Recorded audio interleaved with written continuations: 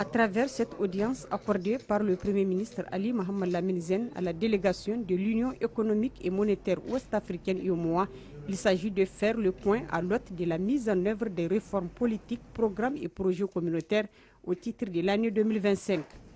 Conduite par son président Abdoulaye Diop, la délégation de l'UEMOA a passé au crible les conclusions techniques validées en novembre dernier, consignées dans un mémorandum qui dresse l'état des lieux de l'application des directives de l'UEMOA au Niger. Ce matin, avec le ministre de l'économie et des finances, nous avons passé en revue les résultats. Et conformément au texte, donc il fallait venir remettre à Monsieur le Premier ministre le mémorandum qui fait ressortir un peu les résultats et les recommandations de ces différentes revues. Alors, le travail qui a été fait au plan technique avec le ministre et que nous avons restitué à Monsieur le Premier ministre fait ressortir en termes d'application des textes communautaires et de l'exécution des projets un taux de 76,10% d'exécution des textes communautaires,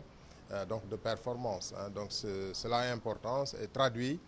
la consolidation des résultats acquis déjà en 2024 par le Niger.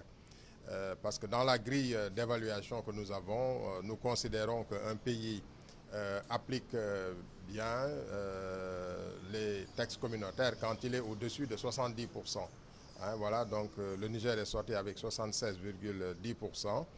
consolidant, comme je l'ai dit, les résultats de 2024. La remise officielle du mémorandum au Premier ministre Ali Mohamed Lamine Zen en présence du ministre de l'économie et des finances Mohamed Laouli Abdrafa est pour le Niger l'occasion de réaffirmer son engagement envers l'intégration régionale et la mise en œuvre des réformes structurelles qui prend en compte les priorités de l'État et du peuple nigérien.